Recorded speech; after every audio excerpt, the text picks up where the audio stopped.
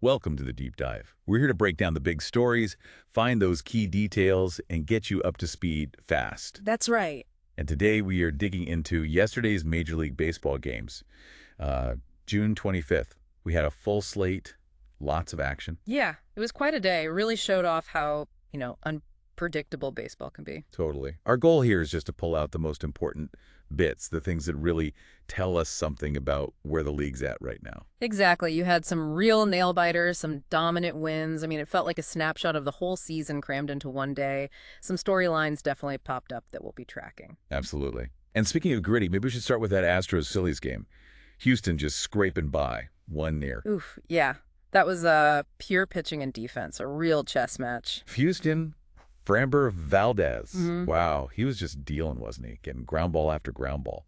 15 of them. It looked like he knew exactly how to attack those Phillies hitters with that two-seamer. That's just classic Astros finding a way to win when the bats aren't loud. That's that, championship DNA people talk about. Right. And on the flip side, for the Phillies, man, that's got to be frustrating. Oh, incredibly frustrating. It just hammers home how critical timely hitting is. You get guys on base in a 0-0 game, you have to find a way. They just couldn't get that one big hit. No. And it makes you wonder, about the mental side. Is it just bad luck? Or is it something about the approach in those pressure moments? They couldn't crack it yesterday. Is that something teams actively, drill? That kind of patience or approach in clutch spots? Well, yeah, they try. It's a mix of mechanics and mindset. Coaches preach quality at bats, seeing pitches, not trying to do too much. Right. But look, it's easier said than done when the pressure's on. And yesterday, Philly just didn't seem to have that gear, something maybe to watch for them. Okay, so from that tight 1-0 game, let's pivot to something completely different. Rangers and Orioles, 6-5 Texas win. That was just fireworks back and forth. Yeah, that was a fun one. Both teams just trading punches. Felt like two really competitive clubs going at it. The Rangers offense just did enough, didn't they? Just enough. And for Baltimore, who've been, punching above their weight all season, it's a tough reminder of how tight that AL East is. Every single game feels massive over there. True. But for Texas, closing out a game like that against a team playing as well as Baltimore, that builds serious confidence, especially how their bullpen managed to lock it down late. Okay, moving on. Let's talk about a game that wasn't quite so close. Detroit beats Oakland 11-4. Yeah, bit of a blowout there. And it really kind of highlights the different paths these two teams are on, right? Definitely. For the Tigers, they're building. But a game like this, it's more than just a W. Exactly. It's about seeing flashes of that offensive potential. Like Spencer Torkelson hitting his first career grand slam. That's huge. Huge for him. Huge for the team's morale. Absolutely. It's not just the 4 runs. It's the feeling that things are clicking, that the development is paying off. It kind of energizes the whole dugout. And then for Oakland, well, it's the flip side. It's the tough reality of a rebuild. These games are about, okay, can this young pitcher handle pressure? Can that rookie hitter make an adjustment after striking out? Yeah, finding those small wins within the loss. Right. Even in an 11-4 game, they're collecting info, looking for signs of growth for the future. Different ways to win, different things to look for. Which brings us to Milwaukee. They didn't just win, they swept the Pirates in a doubleheader. 9-3 and 4-2. That's a big day. Sweeping a doubleheader, especially against a division rival in the NL Central, that's a statement. Yeah, you feel that in the standings. And they showed different sides, too. Game 1, the bats were alive, 9 runs, they were jumping on pitches. Right. Then Game 2, much tighter, 4-2. That shows the pitching and the bullpen can clamp down when needed. Real depth and consistency. And for Pittsburgh.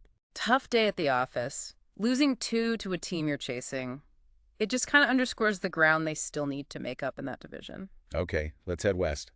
Dodgers beat the Rockies 9-7. Not exactly a surprise the Dodgers scored runs, but 9 is still a lot. Yeah, I mean, scoring 9 runs is always good, even against Colorado. But with the Dodgers, it's how they do it. It's not just home runs. What do you mean? It's the relentless pressure. They work counts, they foul off tough pitches, they make pitchers throw a ton of pitches.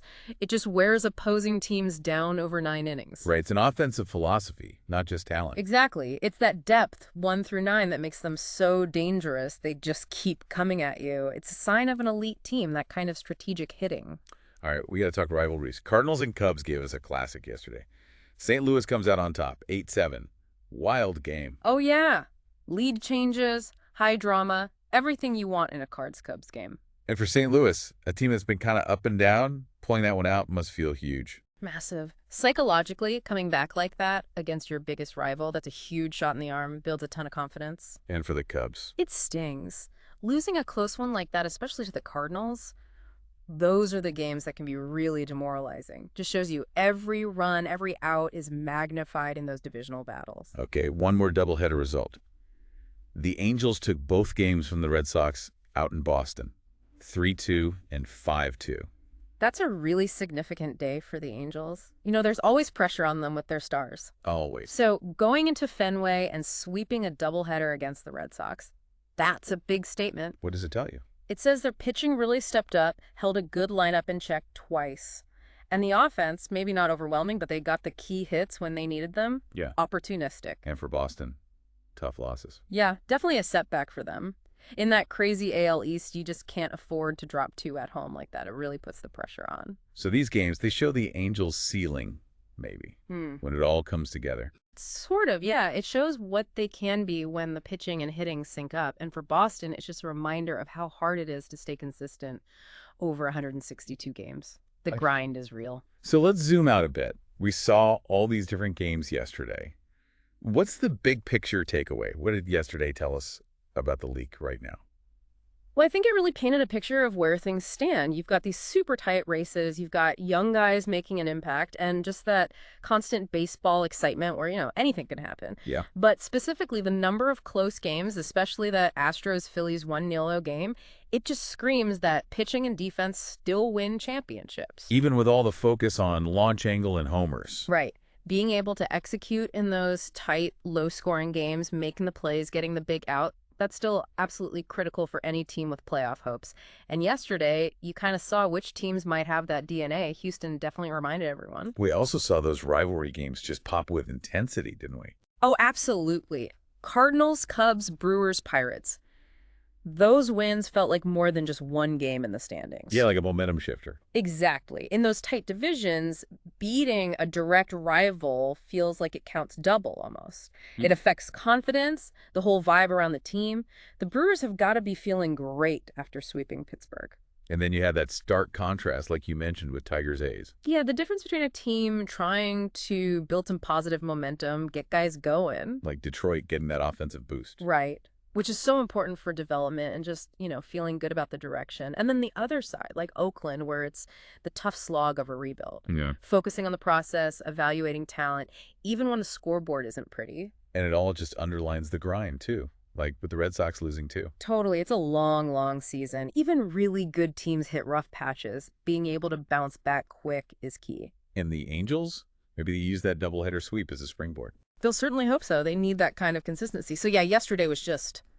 It was like the whole season in miniature, wasn't it? Drama, strategy, great plays, tough losses. Yeah, a real microcosm. And the effects of these games, they ripple out, right? Standings, trade deadline talk maybe, just the overall feeling in the clubhouses. It all adds up. So wrapping it all up, yesterday gave us a really rich look at the league. High drama, strategic battles, individual stars, teams just grinding. Wow, the whole package. And the impact of these games, yeah, it'll be felt down the line. For sure. So here's something to chew on as we wrap up. Yesterday really highlighted that tension between, say, dominant pitching, like in the Astros game, and relentless offense, like the Dodgers showed. Yeah. How did these daily snapshots, these individual game narratives, shape how you think about what really makes a team a true contender over the long haul? Is it the elite pitching, the deep lineup, or something else entirely? And what surprises might still be waiting for us this season?